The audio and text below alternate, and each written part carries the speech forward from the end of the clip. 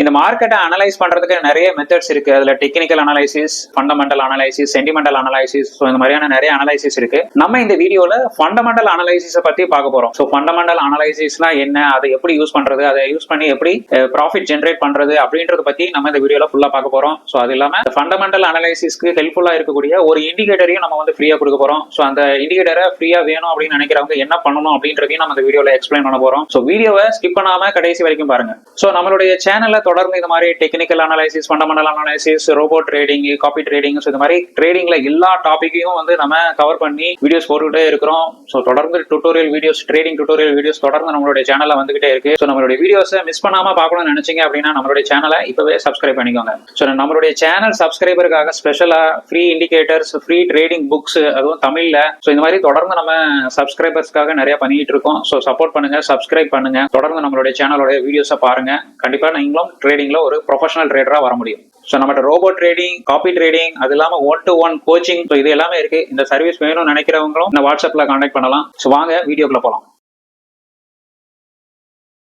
Fundamental trading secrets இல்லை news trading secrets அப்படின்னு சொல்லலாம். What is fundamental analysis? Fundamental அப்படின்றதுக்கு தமிழ் மீனிங் அடிப்படை அப்படின்னு அர்த்தம். அடிப்படையாக செய்யக்கூடிய ஒரு அனலைசிஸ். ஸோ ஃபோரெக்ஸ் மார்க்கெட்டில் ஃபண்டமெண்டல் அனலைசிஸ் அப்படின்றது ஒரு நாட்டோடைய பொருளாதார நிலைமையை நம்ம ரிசர்ச் பண்ணுறது, அனலைஸ் பண்ணுறது. ஸோ அது மூலமாக அந்த நாட்டோடைய கரன்சியோட வேல்யூ வந்து இன்க்ரீஸ் ஆகுமா, டிக்ரீஸ் ஆகுமா அப்படின்ற அந்த ப்ரிடிக்ஷன் பண்ணுறது. ஸோ இந்த அனலைசிஸ்க்கு பேர் தான் ஃபண்டமெண்டல் அனலைசிஸ் அப்படின்னு சொல்லுவாங்க. ஸோ இந்த மெத்தடில் பல்வேறு பொருளாதார குறியீடுகள், ஸோ அதாவது எக்கனாமிக் இண்டிகேட்டர்ஸ், ஸோ ஒரு நாட்டுடைய ஜிடிபி, உள்நாட்டு உற்பத்தி, இன்ஃப்ளேஷன்ஸ், ஸோ இந்த மாதிரியான விஷயங்கள் தான் வந்து ஒரு நாட்டுடைய எக்கனாமிக் கண்டிஷன்ஸை வந்து இண்டிகேட் பண்ணும். ஸோ இதுதான் வந்து பொருளாதார குறியீடுகள். ஸோ இதை எப்படி தெரிஞ்சுக்கிறது? அரசாங்க கொள்கைகள், கவர்மெண்டோடைய பாலிசிஸ், எந்த நாட்டில் இருந்து எக்ஸ்போர்ட் பண்ணலாம், இம்போர்ட் பண்ணலாம், அது இல்லாமல் இந்த இன்ட்ரெஸ்ட் ரேட்ஸை வந்து எந்த மாதிரி வச்சுக்கணும், ஸோ அப்படின்ற அந்த கொள்கைகள். அது இல்லாமல் உலகளாவிய நிகழ்வுகள், ஸோ இன்டர்நேஷ்னலாக நடக்கக்கூடிய ஈவெண்ட்ஸ், ஸோ ஒரு நாடு வந்து இன்னொரு நாட்டோட மேலே போர் தொடுக்கிறது, இல்லை பொருளாதார தடை விதிக்கிறது, ஸோ இந்த மாதிரியான விஷயங்கள் எல்லாம் நம்ம ரிசர்ச் பண்ணி, ஸோ அது எந்த நாட்டில் நடக்குது, அந்த நாட்டோடைய கரன்சி வேல்யூ வந்து இன்க்ரீஸ் ஆகுமா, டிக்ரீஸ் ஆகுமா அப்படின்ற அந்த அனலைசிஸ்க்கு பேர் தான் வந்து ஃபண்டமெண்டல் அனலைசிஸ் அப்படின்னு சொல்கிறோம். ஸோ இந்த மாதிரியான விஷயங்களெல்லாம் நம்ம எப்படி தெரிஞ்சிக்க முடியும்? கண்டிப்பாக நம்ம நியூஸ் மூலமாக தான் தெரிஞ்சிக்க முடியும். இந்த மாதிரியான நியூஸ் எல்லாம் வந்து எங்கே தெரிஞ்சுக்கிறது, ஸோ என்னென்ன நியூஸ்லாம் வந்து ரொம்ப முக்கியமானது, ஸோ அப்படின்றதெல்லாம் நம்ம பார்க்கலாம். டாப் 5 ஹை இம்பேக்ட் நியூஸஸை மட்டும் இப்போ இந்த இதில் பார்க்க போகிறோம். நிறைய விஷயங்கள் நடக்கலாம், ஆனால் ஒரு சில விஷயங்கள் தான் வந்து மார்க்கெட்டில் பெரிய இம்பேக்ட் கொடுக்கும். Low impact, medium impact, high impact newses அப்படின்னு பிரித்து பார்க்கலாம். ஸோ ஃபோரெக்ஸ் மார்க்கெட்டை பொறுத்த வரைக்கும் major volumes US and UK market வால்யூமை பொறுத்து தான் இருக்குது. ஸோ அப்போ அங்கே நடக்கக்கூடிய நியூஸ் தான் ரொம்ப முக்கியமான நியூஸு. ஸோ அதுதான் மார்க்கெட்டை வந்து இம்பேக்ட் பண்ணும். ஸோ அதில் ஃபஸ்ட்டு அமெரிக்க வேலை வாய்ப்பு அறிக்கை, அது வந்து NFP அப்படின்னு சொல்லுவாங்க, நான் ஃபார்ம் பேரோல்ஸ், அமெரிக்க வேலை வாய்ப்பு அறிக்கை. Federal reserve interest rate decisions, so அமெரிக்காவுடைய சென்ட்ரல் பேங்கோடைய இன்ட்ரெஸ்ட் ரேட்டு டிசிஷன்ஸ். ஸோ இதை வந்து FOMC மீட்டிங் மூலமாக அந்த மீட்டிங்கில் தான் இந்த டிசிஷன் எடுப்பாங்க அந்த இன்ட்ரெஸ்ட் ரேட்டை பற்றி. மூணாவது அமெரிக்க நுகர்வோர் விலை குறியீடு, CPI, கன்சியூமர் பிரைஸ் இண்டெக்ஸ் அப்படின்னு சொல்லுவாங்க. யூரோப்பியன் சென்ட்ரல் பேங்க் ECBயோட இன்ட்ரெஸ்ட் ரேட் டிசிஷன். ஸோ அது கிராஸ் டொமஸ்டிக் ப்ராடக்ட்னு சொல்லக்கூடிய GDP, மொத்த உள்நாட்டு உற்பத்தி. ஸோ இந்த ஒரு 5 நியூஸஸ் தான் வந்து ஃபோரெக்ஸ் மார்க்கெட்டில் ஒரு ஹை இம்பேக்ட் கொடுக்கக்கூடியது. இது ஒரு எக்ஸாம்பிளுக்காக தான் நம்ம பார்க்குறோம். எந்த கண்ட்ரியோட GDPயுமே வந்து மார்க்கெட்டில் ஒரு இம்பேக்ட் கொடுக்கும். அது நம்ம என்ன கரன்சி பேர்ஸை ட்ரேட் பண்ணுறோம் அப்படின்றத பொறுத்து இருக்கு. ஸோ இப்போ நம்ம வந்து யூரோ USD அப்படின்ற அந்த ஒரு கரன்சி பேரை நம்ம ட்ரேட் பண்ணுறோம் அப்படின்னா அதில் வந்து யூரோவும் சம்மந்தப்பட்டிருக்கு, USDயும் சம்மந்தப்பட்டிருக்கு. USA கவர்மெண்ட்டோடைய அந்த GDP growth வேல்யூவும் வந்து அந்த கரன்சி பேரை பாதிக்கும். யூரோப்போடைய GDP growth வேல்யூவும் வந்து அந்த கரன்சி பேரோடைய மூவ்மெண்ட்டை வந்து இம்பேக்ட் பண்ணும்.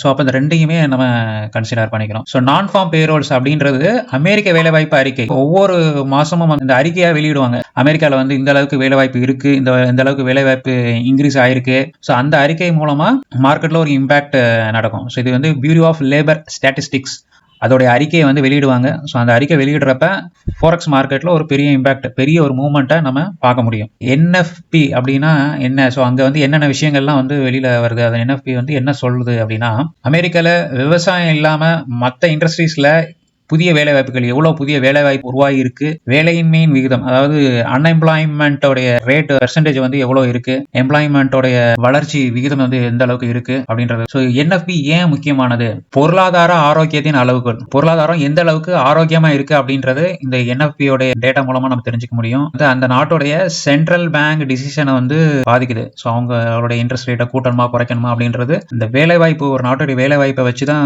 டிசைட் பண்ணுவாங்க. அதுதான் ஒரு மெயின் ஃபேக்டர். அதை வச்சு மட்டும் இல்ல, ஸோ அதுதான் ஒரு மெயின் ஃபேக்டர். ஸோ அப்போஸ் சென்ட்ரல் பேங்கோடைய டிசிஷனை பாதிக்குது, பினான்சியல் மார்க்கெட்டை, நிதி சந்தைகளையும் பாதிக்குது. இந்த என்எஃப்பி டேட்டா ரிலீஸ் ஆகிறப்ப எல்லாத்தையுமே பாதிக்குது. யுஎஸ்ஏ உடைய எக்கனாமிக் தான் வந்து டோட்டல் வேர்ல்டோடைய எக்கனாமிக்ல மேஜரான பார்ட்டா இருக்குது. ஸோ அதனால அவங்களுடைய மூவ்மெண்ட் வந்து ஃபாரெக்ஸ் மார்க்கெட்ல நியூஸஸ் வந்து ரொம்ப ஒரு ஹை இம்பாக்ட கொடுக்கும். ஏன்னா யூஎஸ் டாலர் தான் இன்னைக்கு வரைக்கும் டாமினேட்டா இருக்கு இன்டர்நேஷனல் கரன்சில.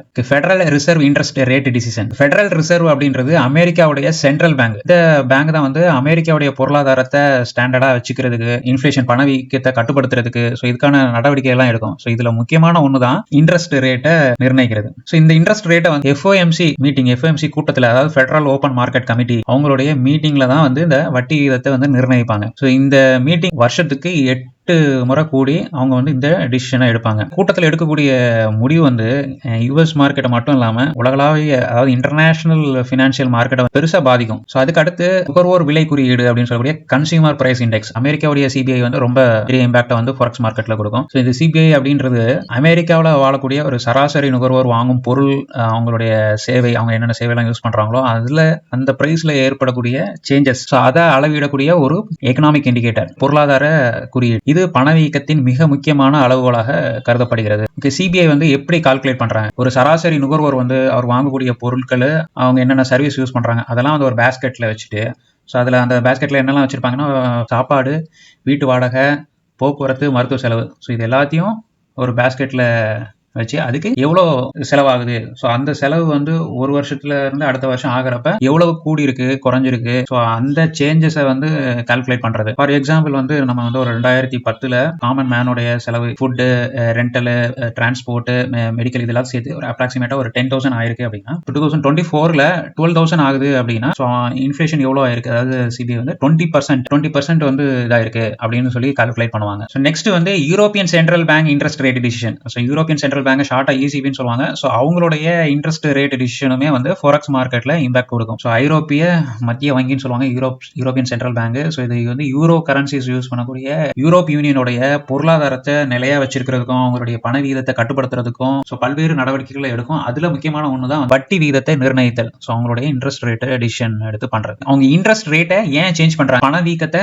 கட்டுப்படுத்த, பணப்புழக்கம் அதிகமா இருக்கு ஸோ அப்படின்னா இன்ஃபிளேஷன் அதிகமா இருக்கும். ஸோ அப்ப பணப்புழக்கத்தை கம்மி பண்ணணும் அப்படின்னா யூரோப்பியன் சென்ட்ரல் பேங்க் வந்து இன்ட்ரெஸ்ட் ரேட்டை கூட்டும். ஸோ இன்ட்ரெஸ்ட் ரேட்டை கூட்டினா ஆட்டோமேட்டிக்கா பேங்க்ஸ் எல்லாமே அதிகமான இன்ட்ரெஸ்ட் ஆகிடுவாங்க. அப்போ பொதுமக்கள் வந்து கம்பெனிஸை வந்து கடன் வாங்குறத கம்மி பண்ணிடுவாங்க. ஸோ அப்போ கடன் வாங்காம இருக்கிறப்ப அந்த பணப்புழக்கம் குறைஞ்சு பணவீக்கம் கட்டுப்பாட்டுக்குள்ள வரும். ஸோ இதனால தான் வந்து இன்ட்ரெஸ்ட் ரேட்டை கூட்டுறாங்க. ஸோ இது வந்து பொருளாதார வளர்ச்சியை அதிகப்படுத்தணும், பொருளாதார வளர்ச்சியை ஊக்குவிக்கணும் அப்படின்னா, பொருளாதாரம் மந்தமா இருக்கும்போது வட்டி விதத்தை குறைப்பாங்க. ஸோ இதனால பேங்க்ஸ் எல்லாம் வந்து குறைஞ்ச வட்டிக்கு கடன் கொடுப்பாங்க. ஸோ அப்போ இந்த மாதிரி கம்பெனிஸும் பொதுமக்களும் கடன் வாங்குவாங்க, பொருட்கள் மற்றும் சர்வீஸ் எல்லாம் வந்து யூஸ் பண்ண ஆரம்பிப்பாங்க. இதனால பொருளாதாரம் வளர்ச்சி அடையும். ஸோ இந்த மாதிரி தான் எந்த டைம்ல கூட்டணும் இன்ட்ரெஸ்ட் ரேட்டை, எந்த டைம்ல வந்து கம்மி பண்ணணும் அப்படின்றத இந்த இன்ட்ரெஸ்ட் ரேட் டிசிஷன்ல பண்றாங்க. அது இல்லாம மொத்த உள்நாட்டு உற்பத்தின்னு சொல்லக்கூடிய GDP, கிராஸ் டொமஸ்டிக் ப்ராடக்ட், ஒரு குறிப்பிட்ட காலத்துல ஒரு நாட்டுக்குள்ள உற்பத்தி செய்யப்படும் பொருள் மற்றும் சேவை, அதாவது சர்வீஸ்ன்னு சொல்லக்கூடிய அந்த சேவையுடைய மொத்த மதிப்பு தான் வந்து மொத்த உள்நாட்டு உற்பத்தி அப்படின்னு சொல்லுவாங்க. அதுதான் வந்து GDP அப்படின்னு சொல்லுவாங்க. இது வந்து ஒரு நாட்டோடைய பொருளாதார அளவை வந்து குறிக்கக்கூடிய ஒரு முக்கியமான இண்டிகேட்டர். யுஎஸ்ஏ GDP ஏன் முக்கியமானது? ஸோ அமெரிக்கா தான் உலகத்திலே மிகப்பெரிய பொருளாதாரம். அதோடைய GDP மொத்த உலகத்தில் உள்ள மொத்த GDPல ஒரு பெரிய பகுதியை உள்ளடக்கி இருக்கு. ஸோ அமெரிக்காவோட பொருளாதார நிலை வந்து உலகத்தில் உள்ள மற்ற நாட்டு பொருளாதாரத்தையும் பாதிக்கும். ஸோ GDPன்றது இன்வெஸ்டர்ஸுடைய அமெரிக்கால முதலீடு செய்யணுமா வேணாமா அப்படின்னு முடிவெடுக்கக்கூடியது. அந்த GDP வந்து கணக்கில் எடுத்துப்பாங்க. ஸோ அப்போ GDP வந்து ஒரு முக்கியமான பாட்டு. அதுவும் வந்து யுஎஸ்ஏடைய GDP வந்து முக்கியமானது. ஸோ இதுவும் வந்து மார்க்கெட்ல, ஃபாரெக்ஸ் மார்க்கெட்ல ஒரு ஹை இம்பாக்டை கொடுக்கும். ஓகே, நம்மளுக்கு இந்த மாதிரியான நியூஸ்லாம் வந்து மார்க்கெட்ல ஒரு இம்பாக்ட் கொடுக்கும். ஸோ இந்த மாதிரியான டேட்டாஸ்லாம் ரிலீஸ் ஆகிறப்ப மார்க்கெட் மார்க்கெட்ல ஒரு இம்பாக்ட் இருக்கும், மார்க்கெட்ல ஒரு பெரிய மூவ்மெண்ட்டை நம்ம எக்ஸ்பெக்ட் பண்ணலாம் அப்படின்றத நம்ம தெரிஞ்சுக்கிட்டோம். நியூஸஸ் வந்து என்ன டைம்ல என்னைக்கு ரிலீஸ் ஆகுது அப்படின்றத நம்ம எப்படி தெரிஞ்சுக்கிறது அப்படின்னா, ஸோ அதுக்கு நம்மளுக்கு ஒரு இண்டிகேட்டர் இருக்கு, நியூஸ் ரீடர் அப்படின்னு சொல்லி. இந்த இண்டிகேட்டரை நீங்க உங்களுடைய ட்ரேடிங் சார்ட்ல அப்ளை பண்ணிட்டீங்க அப்படின்னா உங்களுக்கு இந்த மாதிரி ஷோ ஆகும். ஸோ என்ன டைம்ல என்ன நியூஸ் ரிலீஸ் ஆக போகுது, அதனால என்ன கரன்சிஸ் வந்து இம்பாக்ட் ஆகும் அப்படின்னு சொல்லி.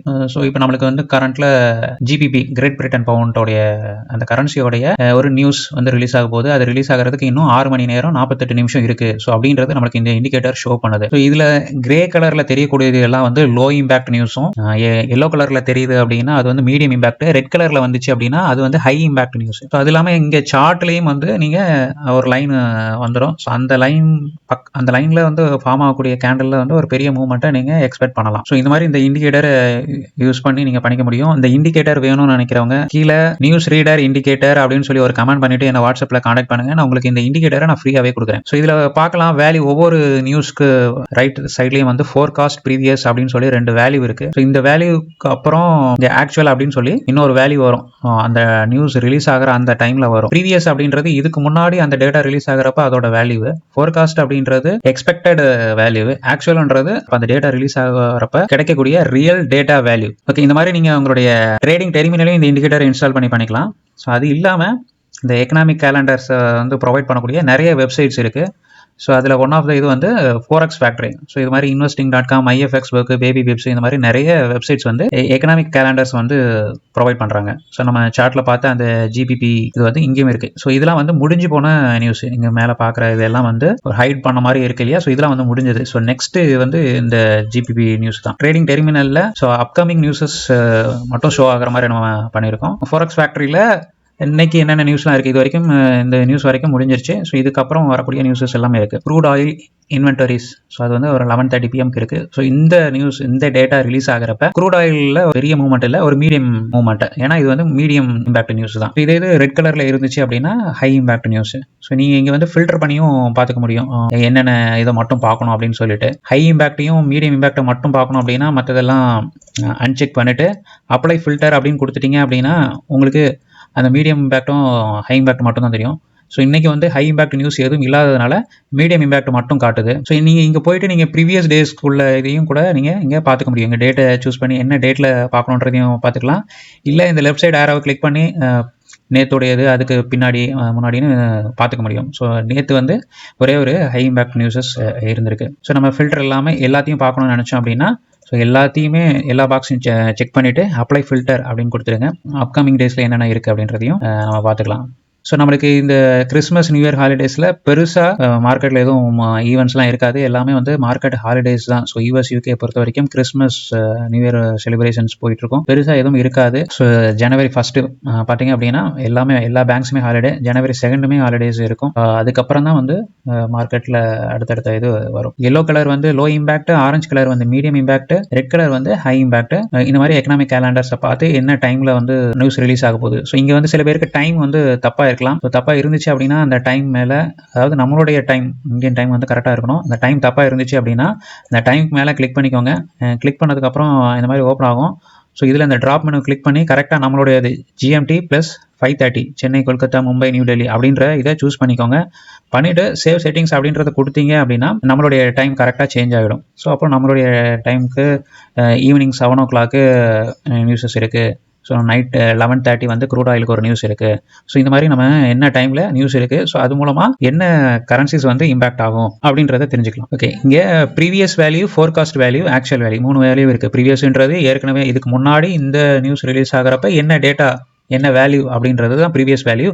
ஃபோர்காஸ்ட்ன்றது ஒரு ப்ரிடிக்ஷன். ஸோ இந்த வேல்யூ இருக்கலாம் அப்படின்னு சொல்லி இது வந்து Forex Factoryயோட ப்ரிடிக்ஷன் அப்படின்னு சொல்லலாம். ஸோ ஆக்சுவல்ன்றது தான் அது நியூஸ் ரிலீஸ் ஆனதுக்கு அப்புறம் நம்மளுக்கு கிடைக்கக்கூடிய வேல்யூ, அதுதான் ஆக்சுவல் வேல்யூ. இப்போ இந்த வேல்யூஸ் வந்து கிரீன் கலர்ல மென்ஷன் பண்ணியிருக்காங்க அப்படின்னா அந்த பர்டிகுலர் கரன்சிக்கு ஃபேவரா வந்திருக்கு. ஸோ அதோட வேல்யூ வந்து இன்க்ரீஸ் ஆகிறதுக்கு பாசிபிள் இருக்கு. ஸோ கிரீன்ல இருந்துச்சு அப்படின்னா நல்ல விஷயம், அந்த கரன்சிக்கு ஒரு நல்ல நியூஸ் வந்திருக்கு அப்படின்னு சொல்லலாம். இதே இது ரெட் கலர்ல இருக்கு அப்படின்னா அந்த இதுக்கு வந்து மோசமான ஒரு இது வந்திருக்கு அப்படின்னு சொல்லலாம். இப்போ நம்மளுக்கு என்ன கரன்சி இம்பாக்ட் பண்ணும் அப்படின்றதையும் நம்ம இங்கே மென்ஷன் பண்ணியிருப்பாங்க. ஸோ நம்ம இப்போ USD நியூஸ் ரிலீஸ் ஆகுது. ஸோ நம்மளுக்கு வந்து ரெட்ல இருக்கு அப்படின்னா ஸோ மோசமாக இருக்குன்னு அர்த்தம். க்ரீனில் இருக்குது அப்படின்னா யூஎஸ்டிக்கு வந்து ஃபேவராக வந்திருக்குன்னு அர்த்தம். ஸோ இப்போ ஃபேவராக வந்திருக்கு, க்ரீன் கலரில் வந்திருக்கு அப்படின்னா யூஎஸ்டி வந்து ஸ்ட்ரென்தன் ஆக போகுது அப்படின்னு அர்த்தம்.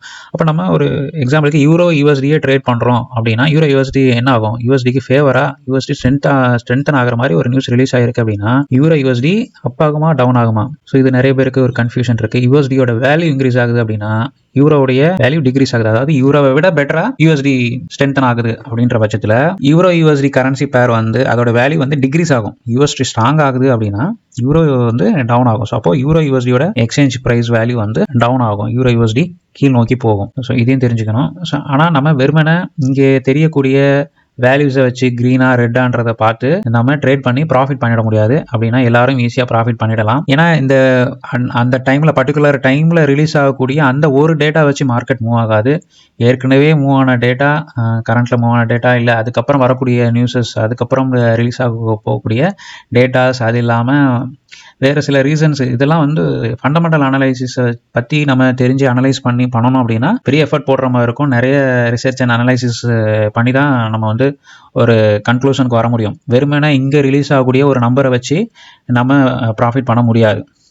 ஆனால் நம்மளுக்கு ஈஸியான மெத்தட்ஸ் இருக்குது. ஸோ இந்த நியூஸ் டைமில் எப்படி ப்ராஃபிட் பண்ணலாம் அப்படின்றது, ஸோ அதை நம்ம அடுத்து பார்க்கலாம். ஸோ அதை நம்ம அடுத்து டீட்டெயில்டாக பார்க்கலாம், அந்த எப்படி நியூஸ் டைமில் ப்ராஃபிட் பண்ணுறது அப்படின்றத பார்க்கலாம். ஓகே, நம்ம இந்த ஃபண்டமெண்டல் அனலைசிஸ் மூலமாக இந்த மாதிரி ஹை இம்பேக்ட் நியூஸ் ரிலீஸ் ஆகிறப்ப மார்க்கெட்லேயும் ஒரு ஹை இம்பேக்ட் இருக்கும், ஹை மூவ்மெண்ட் எக்ஸ்பெக்டேஷன் பண்ணலாம் அப்படின்ற விஷயத்தை தெரிஞ்சுக்கிட்டோம். ஓகே, ஸோ அப்போ அந்த பர்டிகுலர் டைமில் நம்ம மார்க்கெட்டில் என்ட்ரி பண்ணி எப்படி ப்ராஃபிட் பண்ணுறது அப்படின்றத பார்க்கலாம். இந்த மாதிரி ஃபண்டமெண்டல் அனலைசிஸ் பண்ணணும் அப்படின்னா நம்மளுக்கு நிறைய டேட்டாஸை ஸ்டடி பண்ணுற மாதிரி இருக்கும், ஒரு பெரிய எஃபர்ட் போட்டு தான் நம்ம இதை பண்ணுற மாதிரி இருக்கும். நான் இப்போ சொல்லிக் கொடுக்க போகிற அந்த ஸ்ட்ராட்டஜி வந்து ரொம்ப சிம்பிள். நீங்கள் வந்து மார்க்கெட்டோடைய டைரக்ஷனை ப்ரிடிக்ட் பண்ணணுன்ற அவசியம் இல்லை. மார்க்கெட் வந்து எந்த டைரக்ஷனில் போனாலும் ப்ராஃபிட் பண்ணுற மாதிரியான ஒரு ஸ்ட்ராட்டஜி. அதுக்கு உங்களுக்கு தேவை மார்க்கெட்டில் மூவ்மெண்ட் மட்டும் இருக்கணும், ரேஞ்சிங் மார்க்கெட் இல்லாமல் இருக்கணும். So high impact news release ஆகிறப்ப கண்டிப்பாக மார்க்கெட் வந்து ரேஞ்சிங்கில் இருக்காது, அதாவது மூவ்மெண்ட் இல்லாமல், ஜிக்ஸாக் மூவ்மெண்ட் இல்லாமல் மார்க்கெட் வந்து ஒரு பெரிய மூவ்மெண்ட் ஒரு டைரக்ஷனில் கொடுத்துருக்கிற மாதிரியான ஒரு டைம் வேணும். ஸோ அதுக்கு வந்து இந்த மாதிரி ஹை இம்பேக்ட் நியூஸ் ரிலீஸ் ஆகிறப்ப கண்டிப்பாக மார்க்கெட் பெரிய மூவ்மெண்ட் கொடுக்கும், ரேஞ்சிங் மார்க்கெட்டில் இருக்காது. ஸோ மார்க்கெட் இந்த இடத்துல இருக்கிறப்ப உங்களுக்கு நியூஸ் ரிலீஸ் ஆயிருக்கு. ஸோ இந்த இடத்துல நீங்கள் பை அண்ட் செல் ரெண்டு ட்ரேடுமே பண்ணணும், சேம் லாட் சைஸில். ஸோ இதுக்கு வந்து take profit 50 pips, stop loss 100 பிப்ஸ்னு ரெண்டுக்குமே செட் பண்ணிடுங்க. Risk 2, reward 1. ஓகே, ஸோ நம்மளுக்கு இந்த மாதிரி ரெண்டு ட்ரேடு போடுறப்ப மார்க்கெட்டு 50 பிப்ஸ் மூவ்மெண்ட் கொடுக்குற பட்சத்தில் ஒரு ட்ரேடு ப்ராஃபிட்ல க்ளோஸ் ஆகும், இன்னொரு ட்ரேடு நம்ம 100 பிப்ஸ் தான் ஸ்டாப் லாஸ் வச்சிருப்போம், ஆனால் 50 பிப்ஸ் மூவ்மெண்ட் 50 பிப்ஸில் டேக் ப்ராஃபிட் வச்சிருப்போம். ஸோ அப்போ பை டைரக்ஷனில் மூவ் ஆகிறப்ப பை என்ட்ரி வந்து 50 பிப்ஸில் க்ளோஸ் ஆகிடும், இன்னொரு ட்ரேடு வந்து 50 பிப்ஸ் நெகட்டிவ்ல இருக்கும். ஸோ அந்த ட்ரேடுக்கு நம்ம என்ன பண்ணணும் அப்படின்னா இன்னொரு பொசிஷன் ஆட் பண்ணணும் அந்த 50 பிப்ஸ் நெகட்டிவ்ல இருக்கிறப்ப. ஸோ அது லாட் சைஸை வந்து 3 டைம்ஸ் பெருசாக போடணும். ஸோ இப்போ செல்லில் போட்டது -50 இருக்கும். ஃபார் எக்ஸாம்பிள் நீங்கள் 0.1ல் செல் எடுத்திருக்கீங்க, அது வந்து $50 நெகட்டிவ்ல இருக்குது 50 பிப்ஸில் அப்படின்றப்ப அந்த 50 பிப்ஸ் நெகட்டிவ்ல இருக்கிற பிரைஸ்ல 0.3 பை எடுக்கணும். ஸோ மறுபடியும் மார்க்கெட் வந்து இன்னொரு 50 பிப்ஸ், அதாவது 100 பிப்ஸ் மூவ்மெண்ட் முடிகிறப்ப எல்லா ட்ரேடுக்குமே நம்ம இங்கே வந்து 50 pips take profit, 100 pips take profit தான் எடுக்கணும். மறுபடியும் எடுத்த லாட் சைஸை 3 டைம்ஸ் எடுத்த 0.3 லாட் சைஸ் எடுத்த ட்ரேடுக்கும் அதே தான் 50 pips take profit, 100 pips stop loss. First sell order 50 pips நெகட்டிவ்ல இருக்கிறப்ப நம்ம இந்த ரெண்டாவது ஆர்டர் 0.3 வந்து பை ஆர்டரா எடுத்திருப்போம், ஆப்போசிட் ஆர்டரா எடுத்திருப்போம். மார்க்கெட் அதுக்கு அந்த இடத்துல இருந்து ஒரு இன்னொரு 50 பிப்ஸ் மூவ் ஆகிறப்ப செல் ஆர்டர் 100 பிப்ஸ் லாஸ்ல க்ளோஸ் ஆகும். அந்த ஆர்டர் 0.1ல எடுத்திருப்போம், ஸோ அது $100 நெகட்டிவ்ல க்ளோஸ் ஆகும். இங்கே 0.3 பை எடுத்திருப்போம், 50 pips profit, so $150 profit. So ஒரு ட்ரேடு $100 லாஸில் க்ளோஸ் ஆகும், இன்னொரு ட்ரேடு $150 ப்ராஃபிட்ல க்ளோஸ் ஆகும். ஸோ ஓவரால் நம்மளுக்கு வந்து $50 ப்ராஃபிட்ல நம்ம வெளியில் வந்துடலாம். ஸோ இந்த ஸ்ட்ராட்டஜி வந்து ஒரு அற்புதமான ஸ்ட்ராட்டஜி. இதுக்கு தேவை மார்க்கெட் மூவ்மெண்ட் இருக்கணும். ஸோ நம்ம இந்த ஸ்ட்ராட்டஜியை டீட்டெயில்டாக நம்ம வீடியோ போட்டிருக்கிறோம். இந்த வீடியோக்கான லிங்கையும் நான் கீழே டிஸ்கிரிப்ஷனில் கொடுத்துருக்கிறேன். அந்த ஸ்ட்ராட்டஜியை டீட்டெயிலாக பார்த்துக்கோங்க. Never loss again. ஸோ இந்த ஸ்ட்ராட்டஜியில் நம்ம என்ட்ரி பண்ணிட்டோம் அப்படின்னா கண்டிப்பாக வெளியில் வர்றப்ப ப்ராஃபிட்டில் தான் வருவோம். ஸோ அந்த மாதிரியான ஒரு ஸ்ட்ராட்டஜி. ஸோ இதுக்கு தேவை மார்க்கெட் மூவ்மெண்ட் எப்போ இருக்கும் அப்படின்றத தெரிஞ்சுக்கிறது தான். ஸோ அதுக்கு தான் வந்து இந்த எக்கனாமிக் கேலண்டரு. ஸோ இந்த மாதிரி ஃபண்டமெண்டல் அனாலிசிஸ் ஹை இம்பேக்ட் நியூஸை மட்டும் ஃபாலோ பண்ணணும். கோல்டுக்கு நீங்கள் 50 பிப்ஸை டார்கெட் பண்ணலாம். ஸோ அதர் கரன்சிஸ்க்கு 25 பிப்ஸ் டார்கெட் பண்ணணும். ஸோ ஸ்டாப் லாஸ் அப்படியே டபுளாக வைக்கணும். ஸோ ஒரு ட்ரேடு க்ளோஸ் ஆகிறப்ப ப்ராஃபிட்டில் தான் க்ளோஸ் ஆகும். அதாவது நம்ம வந்து ஆப்போசிட் சைடில் ட்ரேடை போட்டு மார்க்கெட் பொசிஷனை லாக் பண்ணிவிடுவோம். மார்க்கெட்டில் மூவ்மெண்ட் நடக்கிறப்ப நம்ம கண்டிப்பாக ப்ராஃபிட்டில் தான் இருப்போம். நம்மளுக்கு மார்க்கெட் ஃபேவராக போச்சுதுன்னா நம்ம ஃபர்ஸ்ட் டார்கெட் பண்ண மூவ்மெண்ட்டே போதும். ஆப்போசிட்டாக போச்சுதுன்னா டபுள் ஆஃப் தி மூவ்மெண்ட் வேணும். இந்த ஸ்ட்ராட்டஜியை இன்னும் டீட்டெயிலாக பார்க்குறதுக்கு அந்த வீடியோவை போய் பாருங்கள். நான் கீழே கமெண்ட்டில் பின் பண்ணி வைக்கிறேன். வீடியோவை கண்டிப்பாக பாருங்கள். புரியாதவங்களுக்கு அந்த வீடியோ கண்டிப்பாக புரியும்.